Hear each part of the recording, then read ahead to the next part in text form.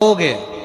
आपने अगर 2 या 3 बार कभी भी तुम्हारा मन करा कर लिया, आपको खुद लगेगा कि मेरे घर में संपदा कैसे बढ़ रही है और कार्य कैसे सिद्ध हो रहा है। आप सबको मालूम होगा रावण क्या करता था। रावण ने अपने शीश काट कर दिए, रावण ने तप करा, रावण ने साधना करी, रावण ने तपस्या करी, बहुत करी, पर भगवान प्रसन्न नहीं हुए। तब रावण ने आखिरी एक बिंदु अपनाया। रावण पार्थिव शिवलिंग का निर्माण करता था, पूजन करने बैठ जाता था। शंकर भगवान को आकर उसे वर देना ही पड़ता था। 3 दुर्वा, एक गणेश जी की जगह, एक अशोक सुंदरी की जगह, एक षडानंद कार्तिकेय जी की जगह। यहां से पानी बहता है, इसके ठीक विपरीत में यहां 3 बेलपत्र, तीनों रख दीजिए। 3 आखा चावल, 3 अक्षत। आखा चावल जानते हो? पूजन कर लो जिस दिन तुम्हारा मन करे। कोई तिथि, कोई बार, कोई दिन, कोई समय, कोई घड़ी, कोई पल, कुछ मत देखो। विवाह कर कर माता पार्वती जी अपने कैलाश धाम पर आई थी और माता पार्वती जी ने पहली बार भगवान शंकर के विवाह होने के बाद पहली बार पार्वती जी ने शिवलिंग का निर्माण किया। और ध्यान रखें मेरी बेटियां,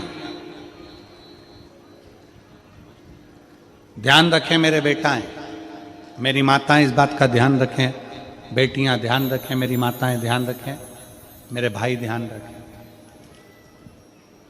जिस दिन तुम्हारा मन करे, जिस दिन तुम्हारा दिल करे, उस दिन घर में पार्थिव शिवलिंग का निर्माण कर लिया करो। जिस दिन तुम्हारा दिल कर जाए कि आज मेरा मन है मैं पार्थिव शिवलिंग बनाऊं, गमले में से मट्टी लो, खेत में से मट्टी लो, जहां से मट्टी ले सकते हो।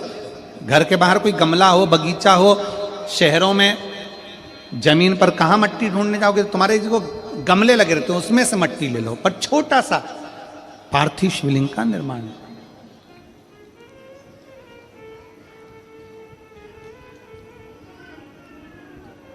समझ लेना जरा। तुमने पार्थिव शिवलिंग बनाया, जलाधारी बनाई,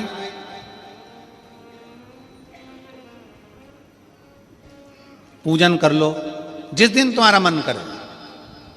कोई तिथि, कोई बार, कोई दिन, कोई समय, कोई घड़ी, कोई पल, कुछ मत देखो। तुमने पार्थिव शिवलिंग का निर्माण किया।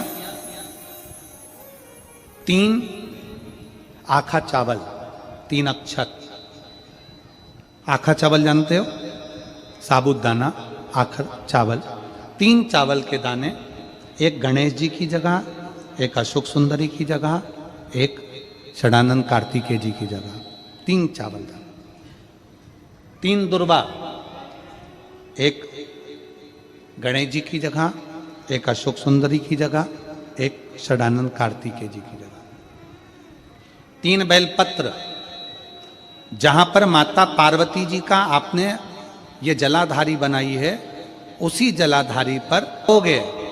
आपने अगर 2 या 3 बार कभी भी तुम्हारा मन करा कर लिया, आपको खुद लगेगा कि मेरे घर में संपदा कैसे बढ़ रही है और कार्य कैसे सिद्ध हो रहा है। यहां से पानी बहता है, इसके ठीक विपरीत में यहां 3 बेलपत्र, तीनों रख दीजिए। और छोटा सा कलश हो या बड़ा सा कलश हो, 3 लोटा जल यहां बैठकर, जहां पर आपने बेलपत्ती रखी है उसी के वहीं पर बैठकर इस शिवलिंग पर 3 लोटा जल धीरे धीरे अपने मन की कामना कर कर, बाबा आज मैं दुखी हूं, बाबा मुझे ये तकलीफ है, बाबा मेरे बच्चे ये काम में गए हैं, बाबा ऐसा है। 3 लोटा जल बाबा को धीरे धीरे अपने भाव कहकर, फिर तुम्हारे पास में जो पूजन का सामान हो वो चढ़ाकर बाबा की आरती कर कर दिया लगा दो। जब दिया ठंडा हो जाए उस शिवलिंग का विसर्जन कर दो। आप पाओ शिव आराधना में भगवान शंकर की, शिव भक्ति में भगवान शंकर की अविरल भक्ति में पार्थिव शिवलिंग का निर्माण और पार्थिव शिवलिंग की पूजन हमें बल प्रदान करती है। माता पार्वती जी ने पार्थिव शिवलिंग का निर्माण किया। शिव जी ने देखा पार्वती जी को कि पार्वती जी पार्थिव शिवलिंग का निर्माण कर रही, तो शंकर जी ने पूछा, पार्वती तेरी शादी नहीं हो रही थी इसलिए तूने पार्थिव शिवलिंग का पूजन करा, तू चाहती थी मुझसे विवाह करना चाहती थी इसलिए पार्थिव शिवलिंग का पूजन करा। अब क्या चाहती है? अब तो मैं तुझे मिल गया, अब तो मैं तुझे प्राप्त हो गया, अब तुझे क्या चाहिए? अब तुम मुझसे चाहती क्या है? पार्वती जी ने हाथ जोड़कर भोलेनाथ जी से विनय करा,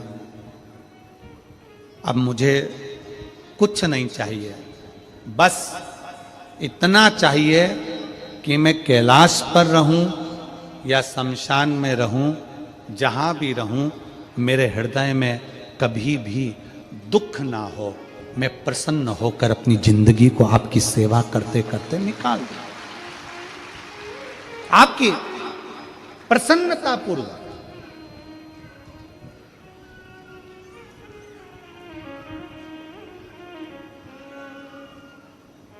आप सबको मालूम होगा रावण क्या करता था। रावण ने अपने शीश काट कर दिए, रावण ने तप करा, रावण ने साधना करी, रावण ने तपस्या करी, बहुत करी, पर भगवान प्रसन्न नहीं हुए। तब रावण ने आखिरी एक बिंदु अपनाया। रावण पार्थिव शिवलिंग का निर्माण करता था, पूजन करने बैठ जाता था। शंकर भगवान को आकर उसे वर देना ही पड़ता था, वर देना ही पड़ता था। पार्थिव शिवलिंग के निर्माण का, पार्थिव शिवलिंग के पूजन का, पार्थिव शिवलिंग की आराधना का फल भोग। कितने लोग हैं? आप लोगों ने बनाया कभी पार्थिव? बनाया? सावन में बनाते हो गुरुजी, है ना? ऑनलाइन जब पार्थिव शिवलिंग का निर्माण होता है तब बनाते हो, पर बीच में कभी तुम्हारा मन कर जाए, एकदम जब तुम्हारा मन हो। अब कई लोग कहते हैं गुरुजी पार्थिव लिंग का पूजन करना है तो पति पत्नी का दोनों का होना जरूरी है, शादीशुदा होना जरूरी है, या ऐसा जरूरी है या वैसा जरूरी है। शिव महापुराण की कथा कहती है बच्चे हो बच्ची हो, शादी हो गई नहीं हुई, विवाह हो गया, जैसे भी हो, आप जैसे हो वैसे पार्थिव लिंग का निर्माण करो।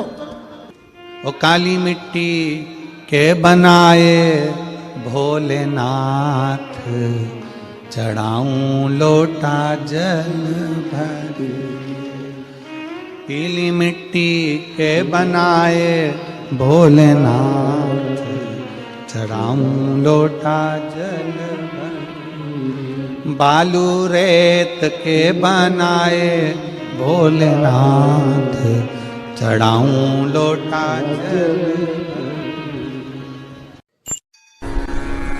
आज तक लोगों को नहीं मालूम कि पूजन करने बैठते हैं तो सबसे पहले क्या करते हैं। पर सबसे पहला काम मंदिर में बिना पंडित के सबसे पहला काम कौन सा होता है? तो सबसे पहला काम होता है भगवान को धन्यवाद देना कि आज भी आपने मुझे इस मंदिर में आपका दीदार कराने के लिए, दर्शन कराने के लिए बोला। अगर पंडित साथ में होगा तो पहले वो मंत्र बोलेगा, स्वस्ति वाचन करेगा। स्वस्ति वाचन करने में उसको अर्थात भगवान के लिए भी प्रसन्नता और आपके लिए भी प्रसन्नता। पर आपके पास कोई ब्राह्मण नहीं, आपको कोई स्तुति नहीं आती, आपको कोई मंत्र नहीं आता, आपको कोई साधना नहीं आती, आपको कोई तप नहीं आता, पर आप इतना तो कर सकते हो कि भगवान के मंदिर में जाकर उनको धन्यवाद दे सकते हो कि तेरी कृपा है जो मुझे चलकर यहां तक बुला लिया, 2 कदम चलाया, यहां तक बुलाया, ये तेरी कृपा है। और बड़ी कृपा करी जो डलिया भर के पूजन का सामान भी लाई, बड़ी कृपा करी जो दूध भरकर भी लाई, बड़ी कृपा करी जो कलश भरकर भी लाई। कितने लोगों का फायदा है कलश भरकर मंदिर ले जाने में? देखिए जरा कितने लोगों का फायदा। हिंदू धर्म में विष्णु पुराण में, पद्म पुराण में लिखा है सौभाग्यवती नारी जब भरा हुआ पानी का लोटा लेकर कलश लेकर जाती है और उसको देखकर कोई व्यक्ति निकल कर चले जाता है तो जिस काम के लिए जाता है वो काम सफल हो जाता है। मंदिर का ही लोटा, मंदिर का ही पानी, सिर पे पल्लू लेके हर हर महादेव बस शिव जी के चढ़ा रही और इतने प्रेम से रिझा रही। अब फ्री का पानी था तो एक लोटे में मन भी नहीं माने। अरे करा तो भगवान के सम्मुख में पहुंचकर अगर आप जल का पात्र भी लेकर जा रहे हो, भरा हुआ लेकर जा रहे हो, तो कितनी प्रसन्नता की बात है। हिंदू धर्म की रीति है जिस पात्र को हम जल चढ़ाने लेकर जाते हैं उस पात्र में भगवान के चरणों का जल लाते हैं, खाली पात्र नहीं लाते। क्या लाते हैं? भगवान के चरणों का जल। उस चरणों तक को लेकर आए घर में रखा, सबने अपने नैनों में लगाया, हृदय में लगाया, चित्तवृत्ति में लगाया। खाली पात्र हम लेकर वापस नहीं आ रहे हैं। शिव मंदिर में जब जब जाओ, जल चढ़ाने के लिए जाओ, पात्र तुमने शंकर जी को पूरा पानी चढ़ा भी दिया, तो शंकर के चरणारविंद का थोड़ा सा जल पात्र में डाल के भले 2 बूंद लाओ, 4 बूंद लाओ, इतना सा लाओ, पर लाओ और उसको पूरे परिवार के नेत्रों में जब लेकर आए हो चरणों तक तो लगाओ। पर खाली पात्र नहीं लेकर आना। खाली पात्र लाने में ध्यान दीजिए, जब आप पूरा जल समर्पित कर देते हैं, जल समर्पित भी पूरा करना है, भगवान को चढ़ा रहे हो तो पूरा समर्पण होना चाहिए, पूर्ण समर्पण। इसलिए शंकर भगवान को